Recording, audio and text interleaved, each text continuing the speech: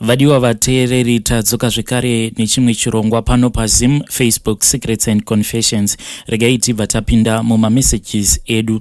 Hanzi hello Mukoma, can you please post for me as hidden identity? Inini I have been in an abusive marriage for nearly 3 years. Ndichiti pamwe achachinja. Then last year muna August I moved out. Ndikabva ndaenda zvangu ndikanogara ndega, but ndainge ndichingogara in that very same area. Since paripo padhuze nekubasa kwangu kwandinoshanda, it is just a walking distance kusvika kubasa kwangu. Izvozvizvi imbwa iyi inongouya kumba kwangu ichiita noise, achipopota, achitaura zvaanenge ada. Anenge achiti, he kuramba murume nekuda kuhura, he zihure, haapedzi kana wiki asina kana kumbosvikapo. Ndakambozama kutama akabva apawana mushure mekubvunza my friends. I'm really down because of this mbwa iyi iri mulife mangu. Kana ndikatoudza hama dzake kuti asiyane neni, hapana kana help inobva kuhama dzake. Idzo hama dzake dzinototi iwewe chibuda muarea imomo, of which kuti inini ndikwanise kubuda muarea imomo handikwanise nekuti ndipo padhuze nekubasa kwangu kwandinoshanda. I cannot afford kuti ndinge ndichienda kunogara kure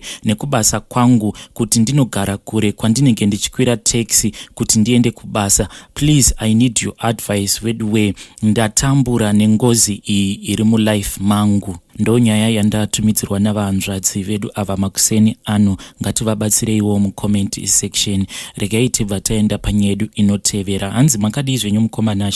Please chitupa changu kandaiwo mupini. Nyaya yangu yakamira sekudai. Inini ndiri murume ane makore 40 ekuberekwa. Ndinogarawo nemukadzi wangu uyu wandinogara naye ane vana vake 2. Asi chiri kundinetsa pamukadzi uyu ndechekuti handibudire pachena mukadzi uyu anoshanda, asi haasi pachokwadi, nekuti pane zvimwe zvaanoita kwandiri. Pane nyaya yekuti inogara ichingondidya moyo wangu. Nyaya iyi ndeyekuti kana mukadzi wangu uyu kana akadzoka kubva kubasa kwake, anobva atanga ageza nhengo yake chete.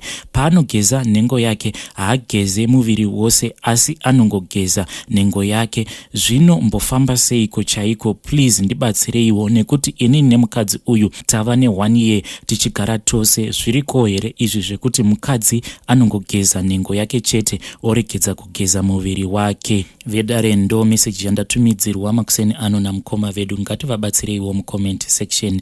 Regai tibva taenda panyedu inotevera. Hanzi hello Mukoma, please hide my identity. Inini ndine 25 years now, but ndakati ndichiri ne16 years ndakabva ndabatwawo chibharo nevamwe varume vaviri. Zvinhu izvi zvakafamba sekudai. Ndakati ndauya muHarare ndainge ndauyawo kuzotsvaka basa. Pandakauyawo ndikawana basa pamba apa. Pandainge ndawana basa, mukadzi uyu aipota achindishungurudza. Padei ndaitoita zvekudya 2 slices chete dzechingwa. Ndaidya kuma 12 apa. Ndainge ndichishanda zvinorwadza. Sometimes ndaizotoita zvekuba chikafu. Ndakazoti ndapiwa pay yangu yainge iri $20. Pandakaona ndapiwa $20 iyoyo, ndakabva ndati mari iyi inokwana kuti ndinge ndichienda kuWithheld Mutare. Ndikabva ndabva pamba ipapo. Pandainge ndichishanda dzainge dziri kuma 6 dzemanheru. Ndainge ndichishanda kuGlenview 7. So ndakati ndabuda ndava kuenda pamashops nebhegi rangu. Ndainge ndichida makombi ekuenda kuMbare kumabhazi. Ndaida kukwira riya remanheru. Pakabva pasvika a guy pandiri akati, you look so worried, what is wrong with you? Inini ndakabva ndamupindura ndikati ndainge ndasiya basa. Akabva ati it's okay, ko chii chiri kuitika? Ndikabva ndatanga kumuudza zvese zvekuti ndainge ndichida kuenda kumusha. Iye akabva ati handei hako unorara kumba kwesister yangu, makuseni tobva takuperekedza kuMbare. Akabva asheedza umwe wake, tikabva tatanga kufamba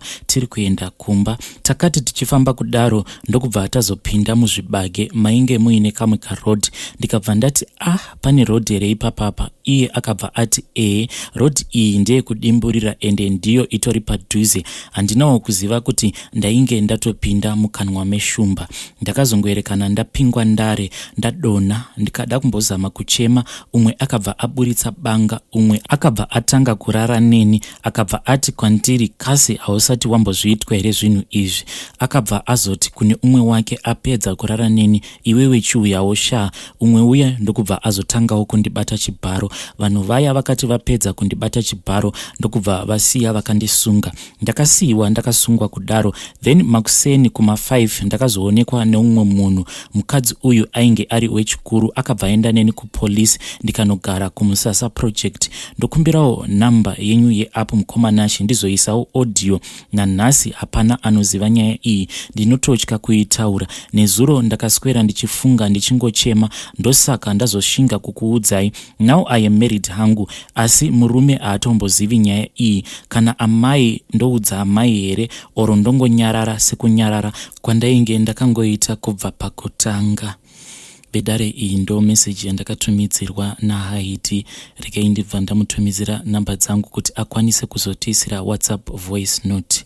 Regai tibva taenda panyedu inotevera. Hanzi, hello Mukomanashi, this is not group related, but please post for me saHaiti. Inini ndiri kutodawo help kubvawo kumhuri yeZimbabwe nekuti ndine nhumbu izvezvi, but nyaya iri kunetsa ndiye kuti ndinopota ndichiitwawo bonde kuhope ndakarara.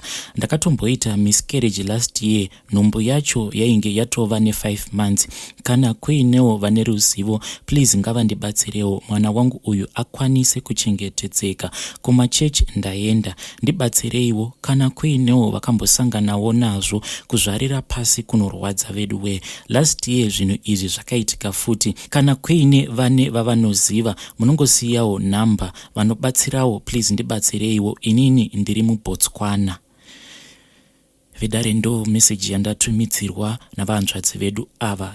Zvakangooma hazvo vedu we. Regai tibva taenda panyedu inotevera. Hanzi, hello Mukomanashi, can you please post for me makavigawo chitupa changu. Inini Mukoma ndiri kuda kunge ndichireurura kuti ndakadzingisa imwe workmate yangu Basa, uyo wandainge ndichishanda naye. Kumudzingisa kwandakaita Basa akabva atoenda kujeri, naizvezvi ariko kujeri rekuBotswana, but now ndiri munhu wekuti ndinongogara ndiine maregrets.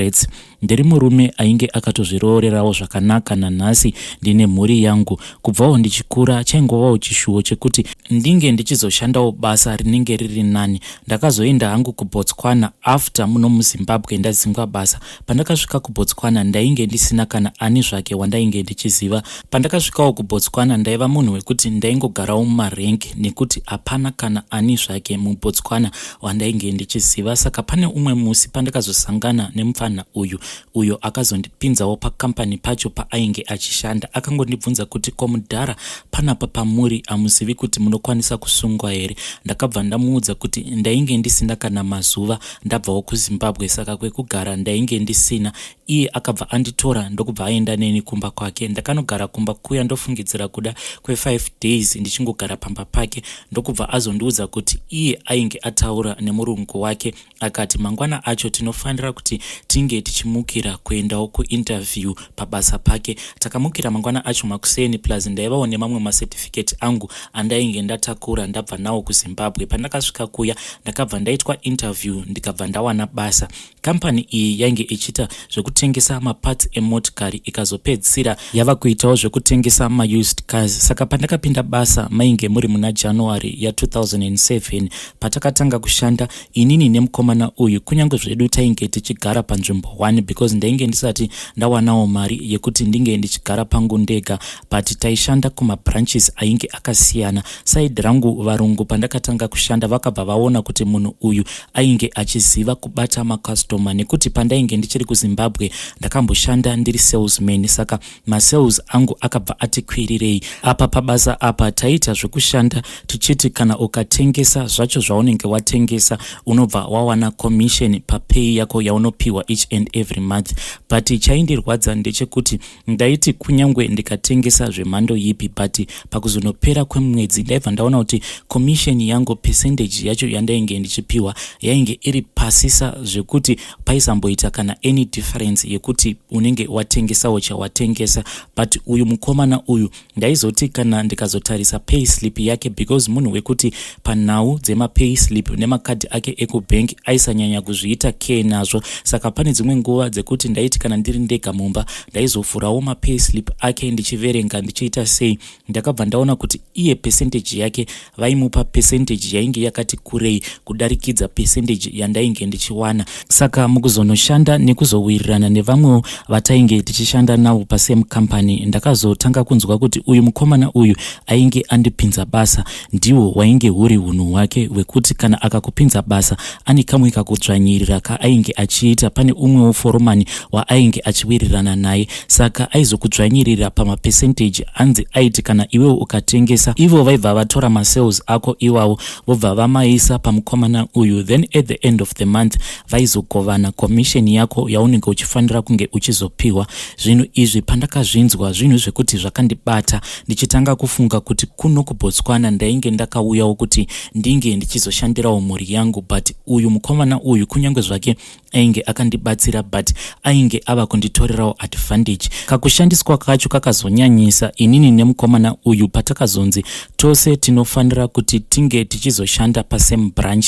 Ndipo pandakaona kuti zveshuwa panapa ndava kungoshandira vana vevamwe vanhu, nekuti ndaiti kunyange ndikashingirira kuti mwedzi uno ndikuda kuzobuda nemari yakati, but waikwanisa kuzotoona kuti waitobuda nehalf yemari yaunenge uchifungidzira kuti ndiyo yauchabuda nayo kupera kwemwedzi. But waizoti kana ukatarisa mubhuku rako remasales wainyatsokuona kuti munhu uyu unenge uchimukunda pamasales, but pakunobata mari waiona kuti iwewe mufana uyu anenge akakukunda nekuresa. Haana kana kumbotora nguva ndokubva atenga motikari. Paakazotenga motikari zvinhu zvekuti zvakandibata-bata, ndichinyatsokuziva kuti mari yakashandiswa pakutenga motikari iyi imari yekuti akadzvanyirira inini nevamwe vatainge tichishanda navo. Plus pane rimwe dhiri raaipota achiita raipotawo richimupa mari. Aiti kana dziri motikari dzemacompanies dzakamboshanda dziri pafleet kana motikari dzehurumende ndo dzavainyanya kuita fraud yavo iyoyo. Saka zvavaiita vaiti kana motikari dzacho kana dziri dzehurumende vaiziva kuti motikari idzodzo hadzaizonyanya kutevererwa kuti dzakazofamba sei panhau dzemamileage nezvimwewo zvakadaro. Saka vaiti motikari yacho kana isati yapinda muauction pane kuchinja mapepa kwavaiita. Vaiti kana motikari yacho kana iine mileage inenge iri pasi vaibva vawedzeredza mileage yacho kuti motikari iyoyo ibva yadona value. Asi vaizoti motikari idzi kana dzava muauction dzava kutengeswa vaibva vazodonedza mileage yemotikari iyoyo vobva vatoidonedza kudarikidza mileage inenge yakauya iri pamotikari iyoyo. Dzimwe nguva zvavaiita vaiti kana motikari ikapinda muauction vaikwanisa kunyora kuti motikari iyoyo inenge yakaita flood damage, yobva yanzi imotikari inenge ichida kuzogadziriswa zvekuti ingodona value chete, but imotikari inenge ichitofamba. Saka kunze uko ainge achishandidzana nevamwewo vanenge vaine magaraji avo ekutengesa motikari. Saka vanhu vaya vaibva vangouya votenga motikari idzodzo vachiziva kuti pavanozoenda kunodzisa mumagarages avo vanobva vawana mari, nekuti vanenge vatenga motikari ichinzi maybe yakaita flood damage kana kuti imotikari inenge iri beyond repair, but imotikari inenge yatopinda muauction ichifamba. Saka zvakadaro mukomanashi uyu mukomana uyu wandainge ndichigara naye kunyange zvake aiva munhu wekuti aibata mari dzainge dzakawanda, but munhu wekuti aingondiudza kuti tinofanira kuti tinge tichiita half-half, pangava pari pakutenga chikafu, pangava pari pakutenga magetsi kana kutobhadhara rent, aingoti tinofanira kunge tichingoita half-half pazvinhu zvose.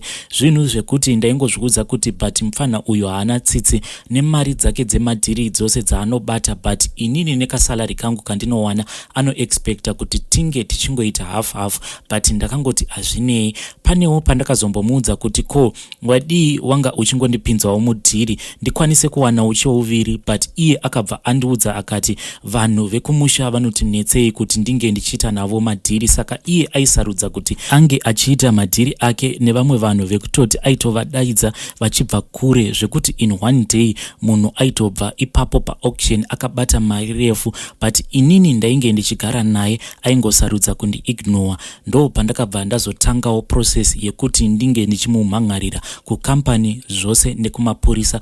Saka inini pandakazomumhangarira, kampaniwo yakabva yazongoitawo machanges, ndokubva ndapiwawo position yacho yandainge ndichida. Iye akazotracewa nemapurisa kusvikira azosungirwa fraud, ndokubva aendeswa kucourt akabva agwevewa makore ake aakapiwa. Saka makore aakapiwa ainge achifanira kuti ange achipera last year, but ameno zvazvakazongoita Mukoma nekuti akati zuva rekuti ainge achifanira kunge achizobudiswa mujeri, pane imwe kampani yakabva yauya ichiti yainge yadiscover kuti Mukoma uyu pane imwe insurance fraud yaainge akaita, because kampani iyoyo ndinorangarira kuti ndiyo yatainge tichishandidzana nayo. Kana munhu akatenga motikari taibva tamurekomenda kuti ange achitora kampani iyoyo as insurance pamotikari yaanenge atenga. Saka kampani iyoyo ine case yayakabva yavhura, case yefraud. Saka ndakatonzwa kuti akabva avharirwa zvekare, nawo akamirira kuti ange achiendeswa kucourt kuti atange kutongewa panyaya yake yeinsurance fraud yaakaita. Saka Mukoma zvinhu izvi pandakazviita ndakangozviudza ndichizvisimbisa ndikati zvakangofanana, handiti munhu ndiye akatanga nekundivharira madhiri. Saka neniwo regai ndingomubvondorerawo dhiri racho raasingade kuti inini ndinge ndichidyawo pariri. But now Mukoma so many years have gone by. Dzimwe nguva ndinokwanisa kungoti ndakagara ndinobva ndangonzwa mwoyo wangu uchitanga kurwadza zviya zvekuti but zvinhu zvandakaita paya zvinhu zvakashata, dai ndakangosiyana nazvo. But ndinongoramba ndichingozvishingisa kuti kondaizoita sei, handiti ndiye akatanga nenyaya dzake. But apa zvava kundiremera Mukoma pfungwa dzangu hadzichatombotori zvakanaka. Handikwanise kuspenda kana 30 minutes ndisina kufunga kuti but paya handiti dai ndisina kubhaizira mufana uya ndikamutengesa akabva asungwa zvimwe kuda, dai now life yake yakatoendawo kumberi. Nekuti panguva yacho paakazosungwa Mukoma ainge atovawo nemukadzi, handingati mukadzi nekuti ainge achingoriwo musikana wechidiki, ndingati maybe around 17 kana kuti 18.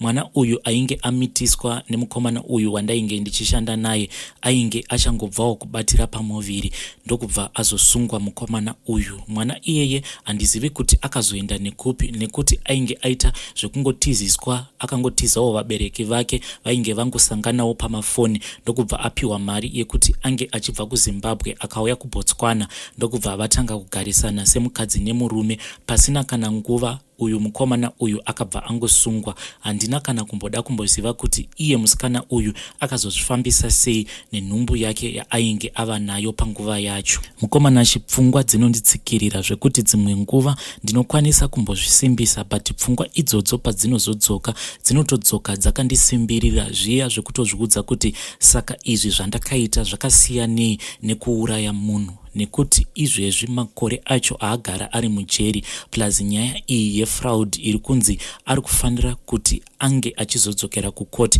ko akazopiwa dzimwe 15 years pamberi. Zvakasiyanei nekuti ndakangouraya munhu Mukoma. Vedare, iyo ndo meseji yandakatumidzirwa naMukoma. Hanzi pari zvino ndiri munhu wekutoti ndava kungorarama ndiri pama antidepressant. Vedare, ngatisanganei zvekare mune zvimwe zvirongwa zvinotevera.